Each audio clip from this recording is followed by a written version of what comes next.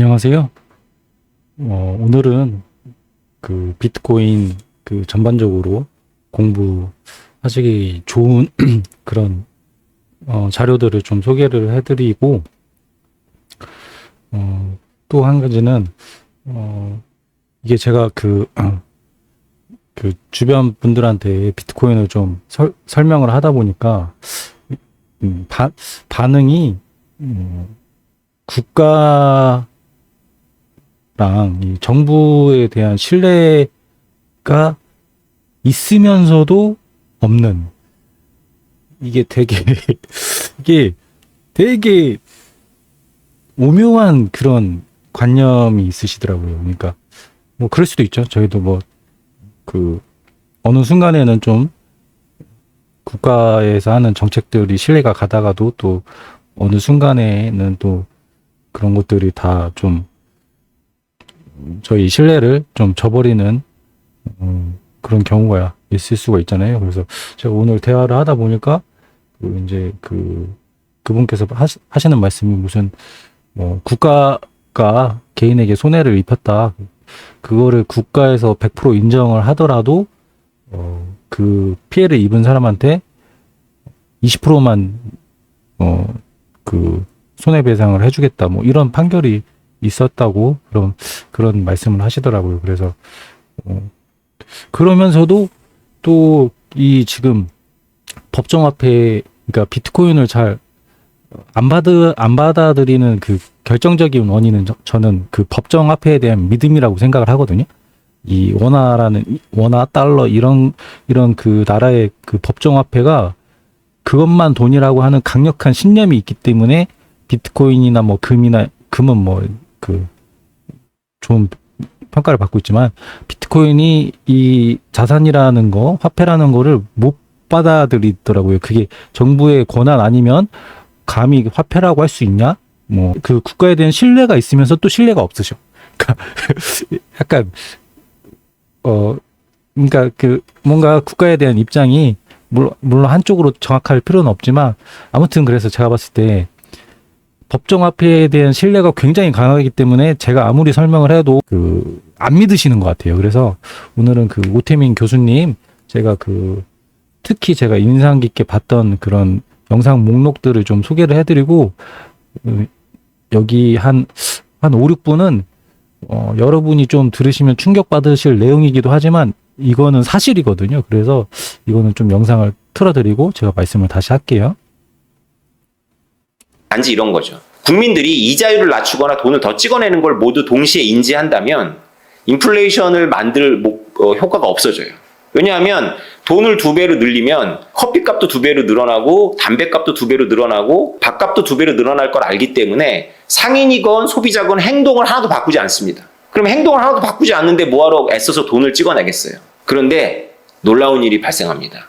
인플레이션을 만드는 관료들과 중앙은행은 이것이 주지의 사실이 되기를 원하지 않아요. 주지의 사실이 되기를 원하지 않으니까 제일 먼저 새로 만들어진 화폐를 얻은 사람들은, 다시 말해서 중앙은행과 상업은행하고 가까운 사람들은 대중들이 가격이 올라갈 걸 미처 알기 전에 그렇게 만들어진 돈으로다가 싸게 물건을 구입해서 투자를 할 수 있는 겁니다. 이것은 좋게 말해서 화폐를 찍어내서 경기를 활성화시키는 선이지만 사실 이 선의는 대중들의 주지의 사실을 가림으로써 가능한 거죠. 노골적으로 말해서 국가가 치는 사기입니다. 주류 경제학자들도 이 말 자체는 거부할 수가 없어요. 왜냐하면 논리적으로 모든 대중이, 화폐를 사용하고 있는 모든 대중이 정부가 이자율을 낮추거나 돈을 더 찍어냈을 때 효과를 정확하게 정부 관료나 중앙은행에 있는 사람들만큼 인지를 하고 있다면 어떤 변화도 생기지 않습니다. 그냥 돈의 명목 가치가 변할 뿐이에요. 이것은 거의 거시경제학의 공리와도 같습니다. 그러니까 쉽게 말해서 정부는 어떤 명분을 가지고 돈을 찍어내고 이자를 낮추지만 그것은 근로 대중들이 속아주기를 기대하고 하는 행동입니다. 주지의 사실을 인지하지 못한 상태에서. 그래서 우리는 끊임없이 포컬 포인트에서 벗어나요. 그리고 포컬 포인트를 정확하게 알고 있는 엘리트들과 가까운 기업이나 이런 데서는 계속 이익을 보는 거죠. 이 게임이 시작된 지 굉장히 오래됐고 이 게임이 끝날 기미가 보이지 않습니다. 그래서 저도 주류 경제학을 공부했지만 제가 비트코이너가 됐던 이유는 비트코이너가 주장하는 그런 무정부적인 세상이 행복할 것이라는 것을 제가 믿기 때문이라기보다는 주제 사실을 가지고 장난치고 있는 정부에 대해서 브레이크가 필요하다라는 확신을 갖고 있기 때문에 그렇습니다. 지금 저금리가 거의 마이너스 금리가 지속되고 있는 이 이상한 현상이 굉장히 오래되고 있습니다.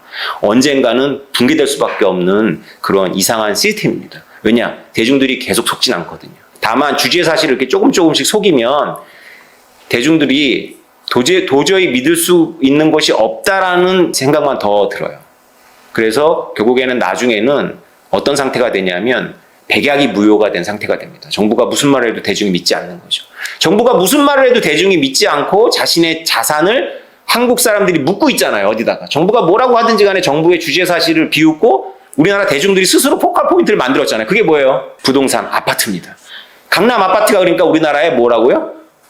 포컬 포인트, 셀링 포인트입니다. 아시겠습니까? 이상입니다.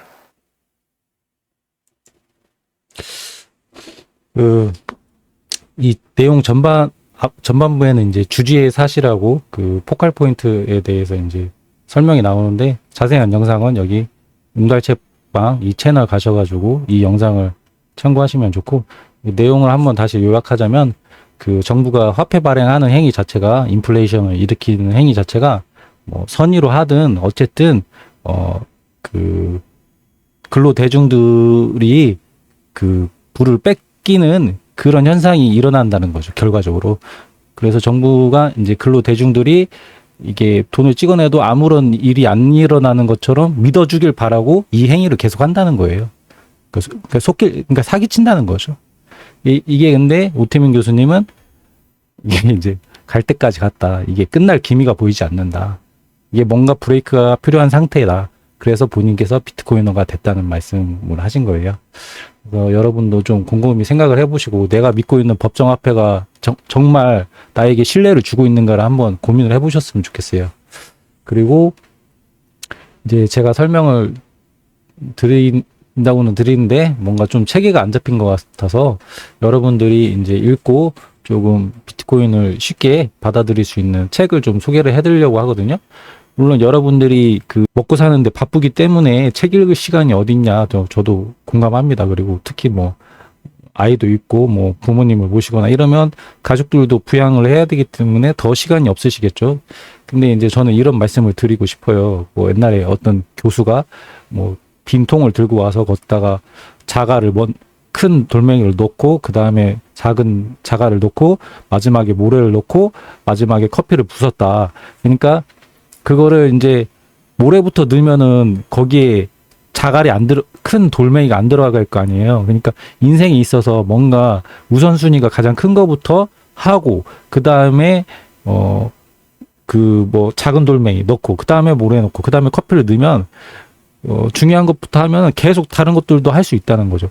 그래서 제가 이 말씀 드리는 이유가 지금 비트코인을 올해 2분기 늦어도 3분기까지 꼭 투자하라고 하라고 말씀드리는 이유가 굉장히 중요한 시작점이 있어요. 비트코인이 그 기존의 15년간의 역사를 지나왔지만 여기 올해 1월부터는 완전히 그 챕터가 바뀌는 시점이기 때문에 제 2장이 열리는 순간이에요. 그래서 여기가 지금 시작점이기 때문에 여러분이 좀만 시간 내셔가지고 공부하시면은 굉장히 좋은 성과를 얻을 수가 있는 그 타이밍이거든요.